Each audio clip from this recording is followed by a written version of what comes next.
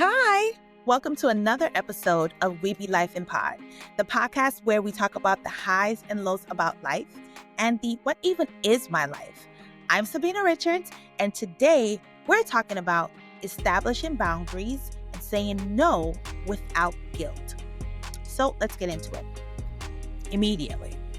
So raise your hand if at some point you said yes to something or someone when you really felt like saying no. Present company included, okay? And why is that?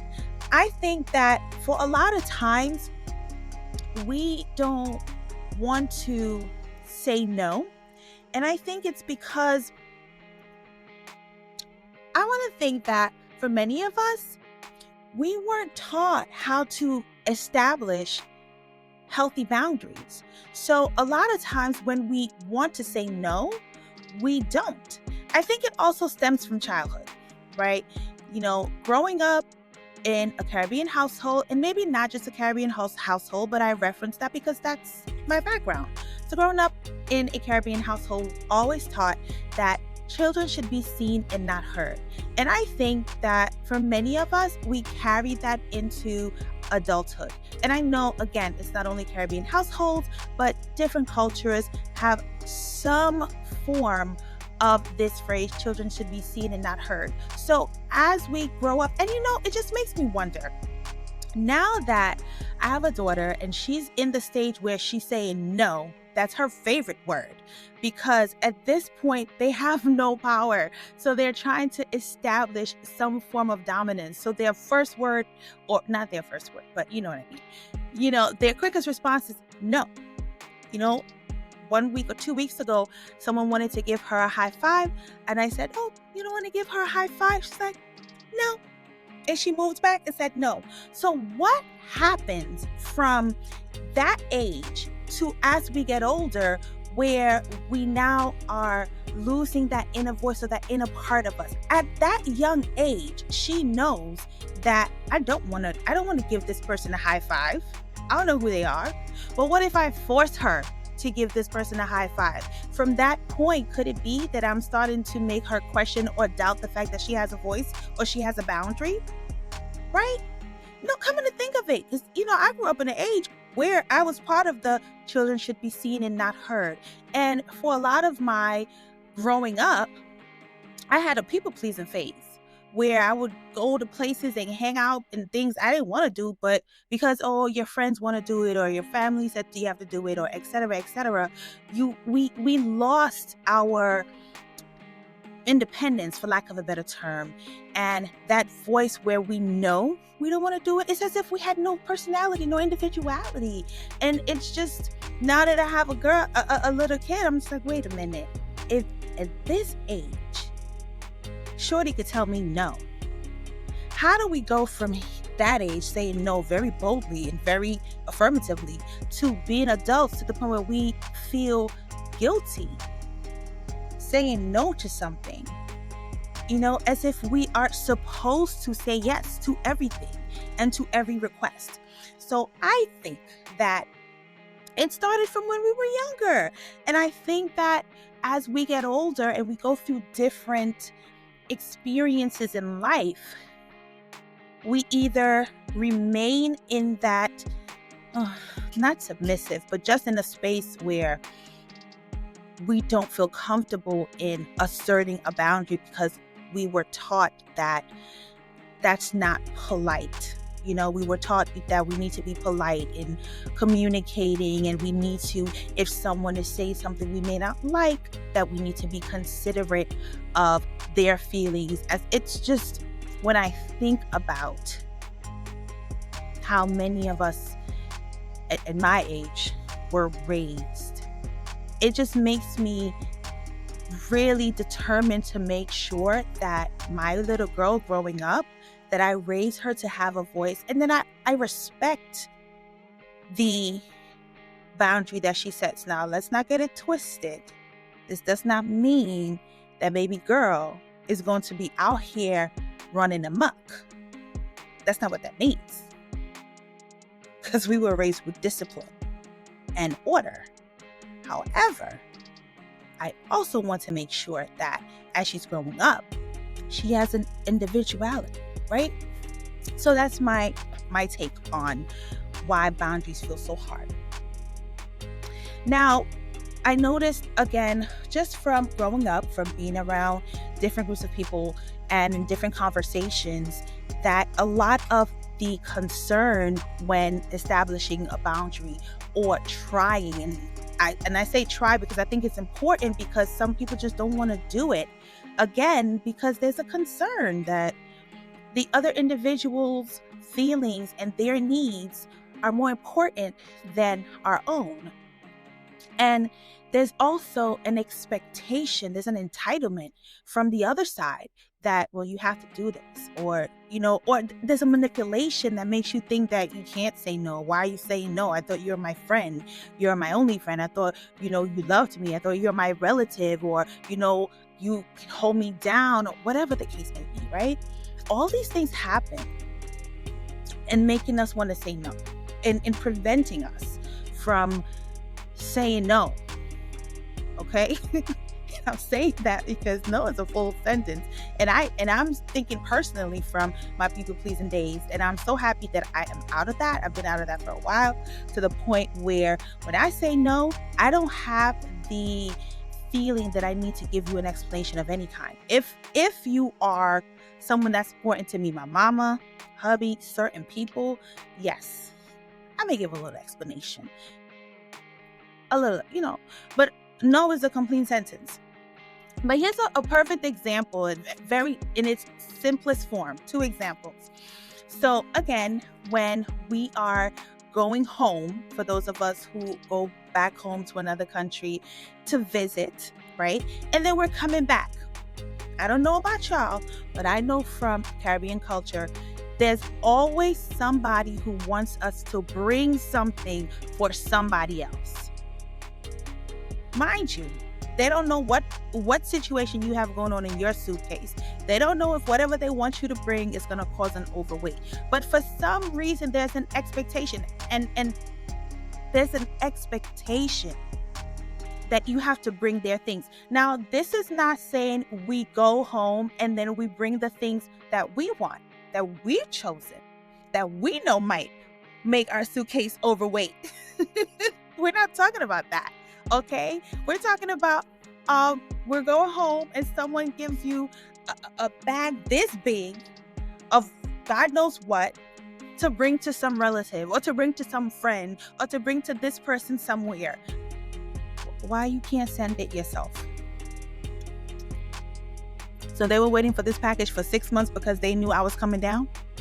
So in 6 months you could have mailed this, right? And then at some point, you feel bad. You feel bad because I'm like, yo, and that's that manipulation they be doing, because they know that you might most likely won't say no, because they're gonna play on that. Oh, I waited because I didn't have enough to send it, and so told me just it's okay to wait until you come down, etc., etc., etc. That's just the simplest example of when we can't say no, or we try to say no and it don't work, or we feel bad in saying no. Another one is moving, helping someone move. Listen here, I'm too old to lift furniture. I called the moving company. Now, back in the day, moving parties were a thing.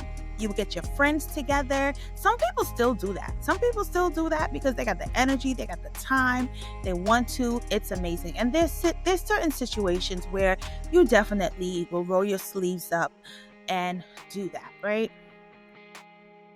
But those moments where I said yes and I wanted to say no, that's moving on a Saturday morning. And I'm coming to help you move and you don't even feed me. I don't got no food. I got no beverage. No.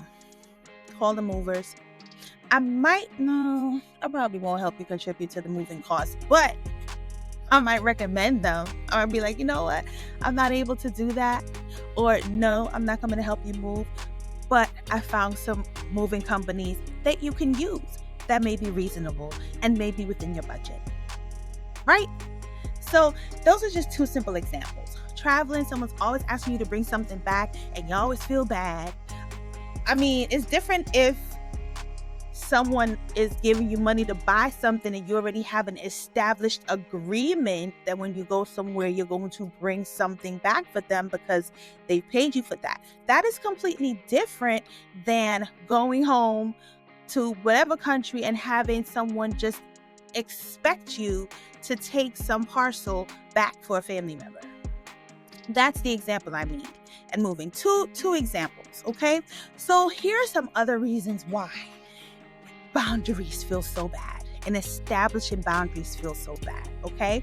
The guilt, plain and simple, to start off, the guilt that comes with saying no, the guilt that comes with thank you, but I will have to decline. Thank you, but I'm not interested. Or I don't want to be a part of this conversation anymore. The guilt of whatever it is, right? You feel as if you say no, that you're being selfish.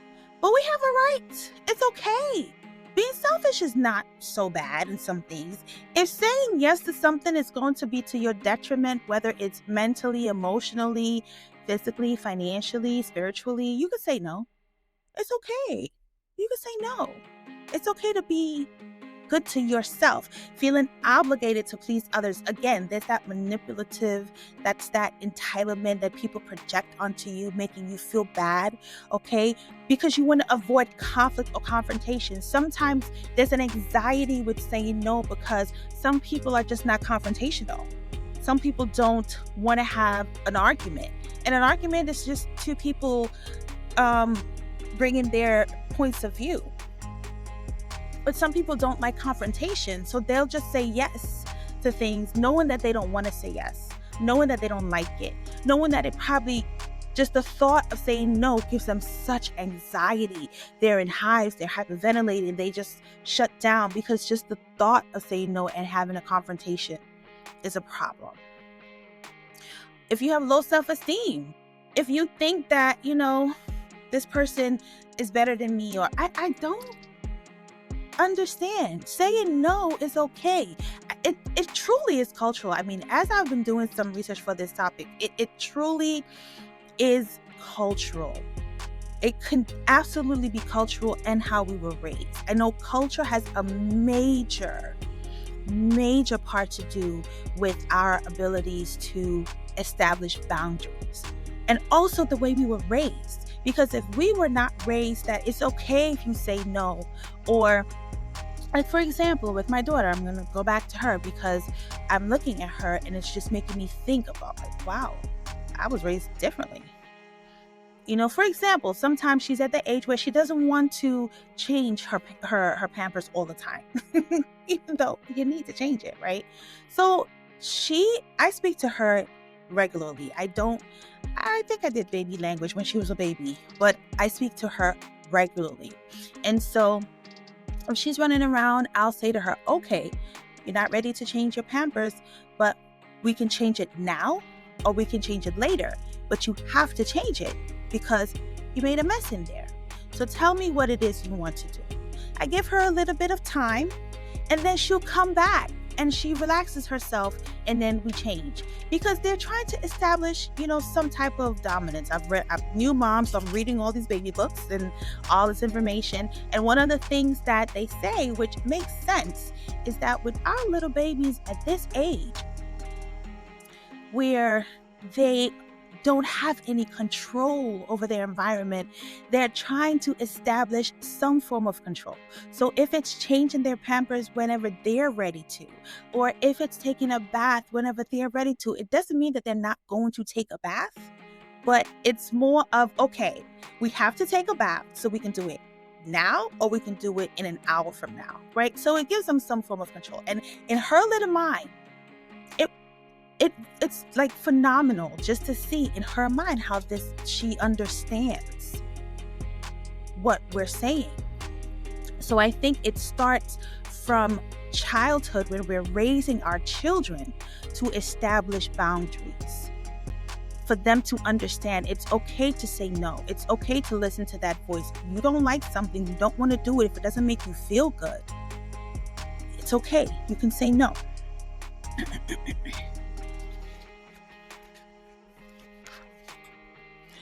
What are boundaries? So the topic is establishing boundaries. We talk about why it might be a challenge to establish boundaries. But what are boundaries? So boundaries aren't walls. This is what I found a great way to describe boundaries. Boundaries aren't walls. They're doors with locks. You get to decide who comes in, when, and how. I think that's really phenomenal, right? Boundaries aren't walls. They're doors with locks. And we get to decide who comes in, when they come in, and how they come in. This has given us some control over our lives. For many of us, as I stated, when we were growing up, we didn't have any of that. And at the stage where that independence, or some form of independence, or some form of our individuality was sprouting up, it was children must be seen and not heard. So boundaries are not walls. No one has to break it down. You're not putting up a wall and saying, let's march around the wall 7 times. It's not that. It is a door with a lock that you decide who comes in, when they come in, and how. I love that. It's not about being mean. It's about being clear and giving good boundaries, right? This is what I can do. This is what I can't do. I'm available now. I'm not available now. This does not work for me, etc., etc. Okay. So some examples of what that looks like. We'll give 3 areas, just limiting that, because if we, give every single area, we can't go through an exhaustive list of what a boundary would look like. But we'll look at work, friends and family, and then it can branch off from there, right? So an example of what a boundary would look like at work. Thank you for sending this. I don't read emails after 7 p.m. I will review your email another time. It could be in a conversation, or it could be in an email at 4 o'clock. I don't know. But that's a way to establish a boundary at your workplace. Establish a set time where you stop reading emails, or where you stop working, where you technically just unplug.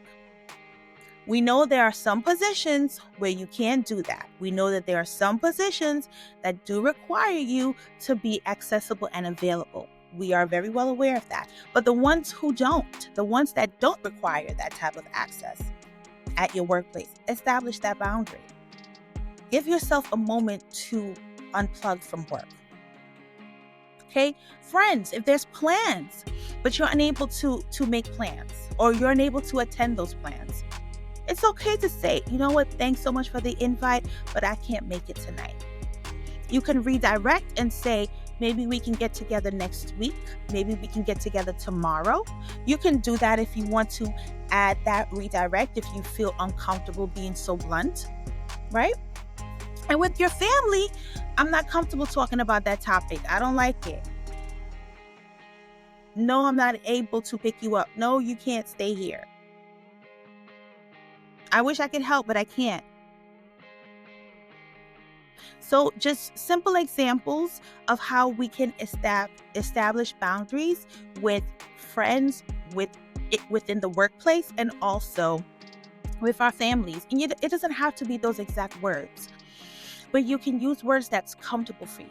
And if you're not comfortable with using the word no as a complete sentence the way I love to, then you can say no in a different way, in a softer way. If you want to give a little explanation because you feel obligated to, you can do that. It's not required though. But then I would then ask you, why do you feel obligated to give an explanation to your inability to attend something, or you not wanting to have specific conversations? Maybe you can say, you know what, like the example said, I don't feel comfortable. But you don't need to go beyond that, right? So I would definitely ask myself. I do a lot of self-reflecting and introspection, and I'll always look at how I acted in situation or conversations, and see where I could have done better or been more understanding.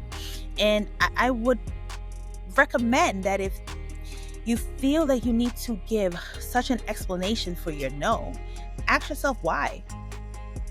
Why do you feel like you need to give these people long soliloquies about why you said no to something, why you're unable to attend something? I think that's something that, we should do. So some tips on how to say no without feeling guilty, if we can, because again, this is something that is not easy for everyone to do.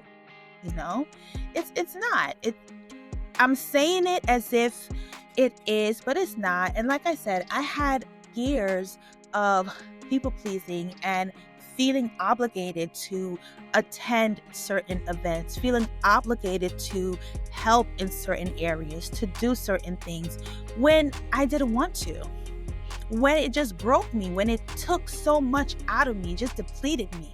But I did it in the name of friendship, in the name of family, in the name of, I care about this person, so I'm going to completely deplete myself to show them that I care, which is not healthy. As I said last week, we cannot give from an empty cup, right? So I'm saying this now, but I've been in these places where I felt anxiety in saying no. I felt as if I need to give long explanations. I felt bad when I told people I couldn't attend things, but I really couldn't. And maybe you couldn't, maybe you can go, but you just don't want to, right? Because you don't want to use your time for that. You can use your time for something else, and that's okay. That is a-okay. Okay, so how to say no without the guilt. Keep it short.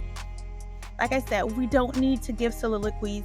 We don't need dissertations, okay? No is a complete sentence. If you don't feel comfortable saying no, you can say, no, thank you. That's a new thing. We don't need to give anyone a TED Talk.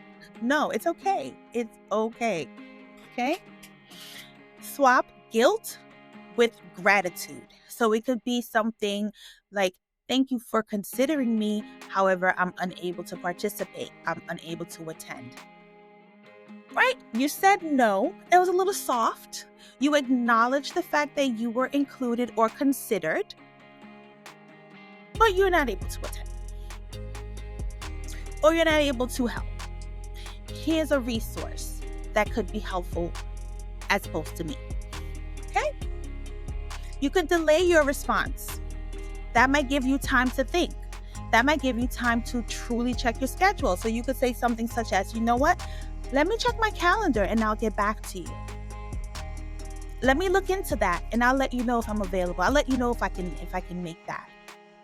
That way, it gives you time to review your schedule and really think, do I really want to go? Do I really want to support? Do I really want to give and send?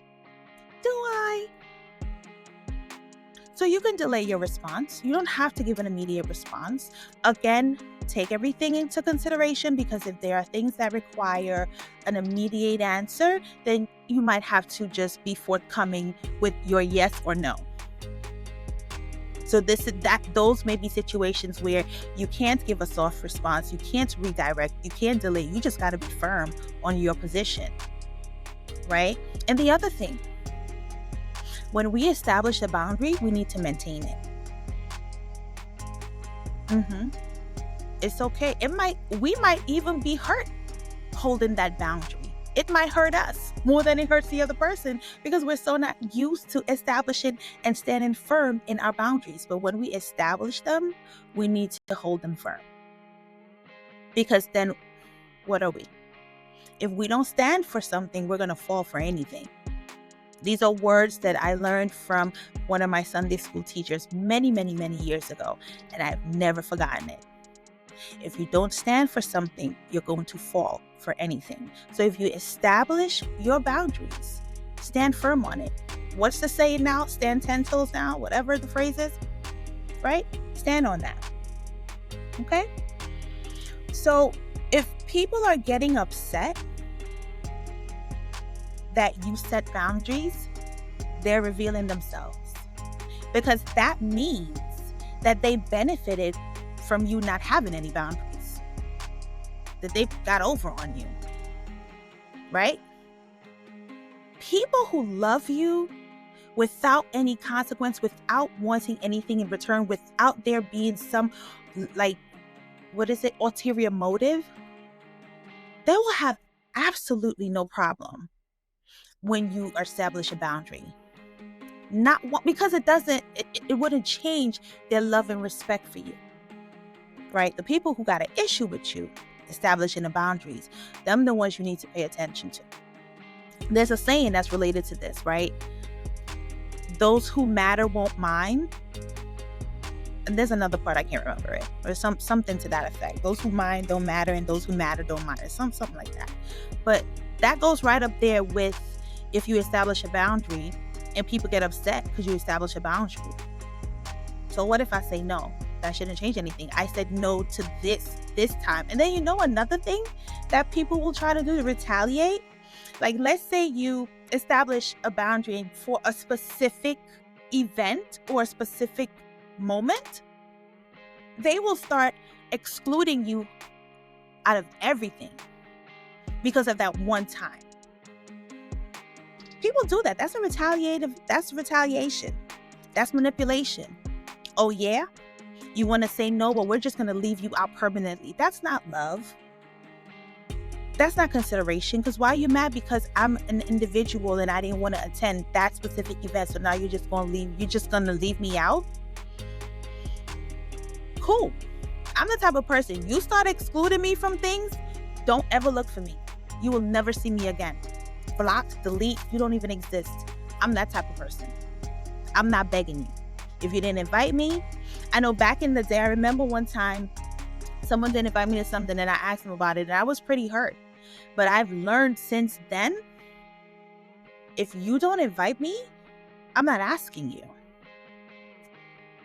I've learned since then, you ain't never gonna get me to beg you to go somewhere. Because if you didn't consider me, that tells me everything I need to know. So because you've established, and I'm giving examples of things that I've experienced personally. I'm not talking about what other people have experienced, right? Because people will be so upset that you said no to something because you've been saying yes all along. You've been okay, yeah, I'll go. Oh, I'll ask this person. I'll ask Sabina. She'll go. She ain't got nothing to do. Meanwhile, you do have things to do, but you've decided to put those things aside to be a support to this individual, but they don't know that. At what point are you going to stop denying yourself your own time, your own benefits that you give to other people when they can easily turn around and drop you like a bad habit when they decide that they don't want to deal with you no more because they don't like the fact that you said no?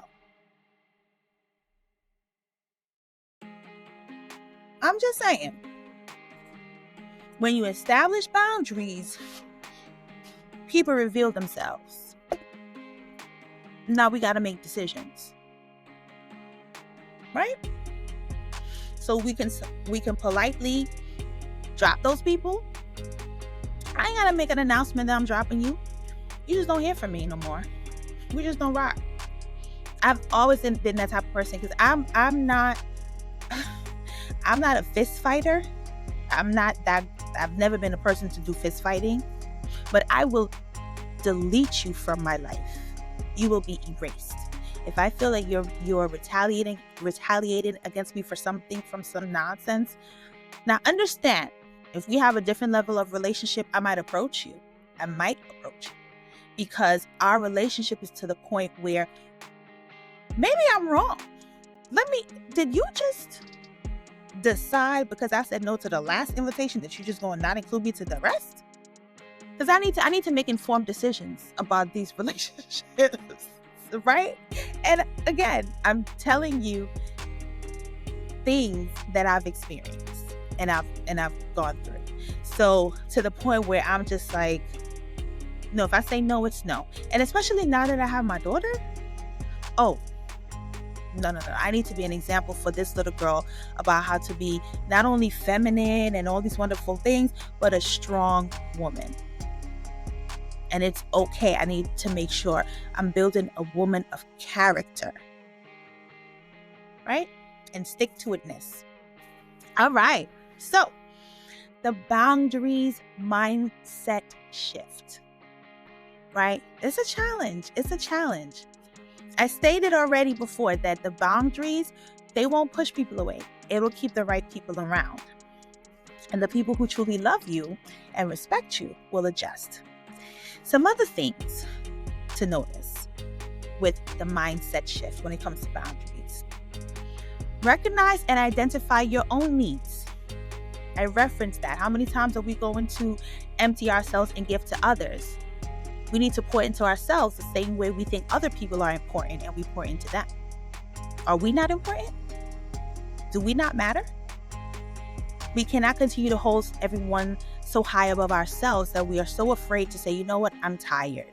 You know what, I don't want to hear the drama today. I love you, but let's pick up tomorrow. Are you okay? Are you hurt? All right. You can tell me the drama. You ever have people who always got drama in their life and it's draining? Like, bro, how you always got a problem? You the problem. So not today, honey. Tomorrow. We'll pick up tomorrow, right? Pour into yourself. Practice assertiveness. So you may not start out the gate saying no today. It might come next week. Who knows? But practice being assertive. Practice being okay with saying no to something that you would normally say no, that you would normally say yes to when you felt like saying no.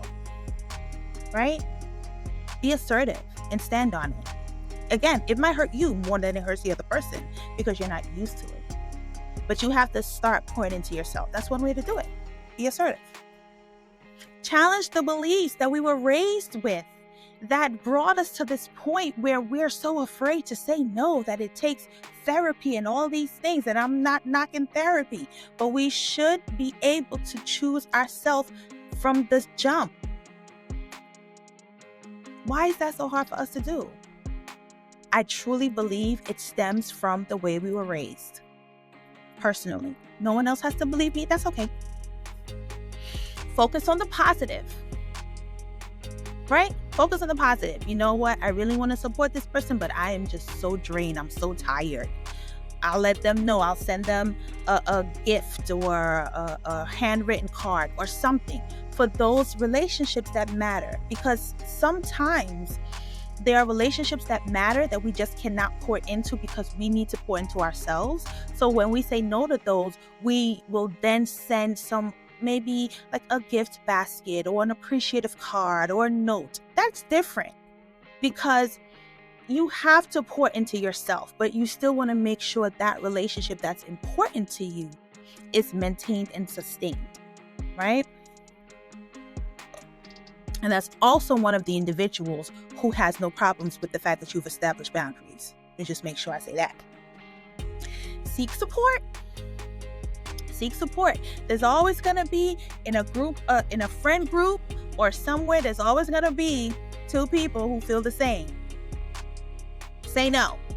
Why you ain't telling you ain't want to go? Why you ain't tell them why you said yes when you know that's not what you wanted to do? You got to be strong. You got to speak your mind. It's okay. If they're your friend, they'll care for you. There's always something like that going on in a friend group. And finally, set the boundary. Do it. Be like Nike. Do it. Just do it. Just do it. You'll be okay. You're not lying. You're not hurting anyone. You're not being deceitful. You're pouring into yourself and loving on you. And it's okay. That's it, right? So, in closing, boundaries are love letters to ourselves. When we say no to them, whomever they are, we're saying yes to ourselves and our well-being. And that's okay. There's absolutely nothing wrong with that. Okay? So, that said, if you can relate to anything that we touched on today, leave a comment. Oh, actually, in addition to leaving a comment, if you have experienced a time where there was a boundary you set that was just so painful, let us know in the comments. I would love to hear that. I would love to see that. So definitely, again, if something we talked about today you can relate to, you agree with, or you think someone can relate to it and you want to share, comment, like, subscribe, we welcome that. So join us next week when we talk about the work culture. Now, the work culture, not just, how do you do or what do you be at work, but is work the new high school? That's what we're talking about next week. Okay? So thank you so much for your time. Bye for now.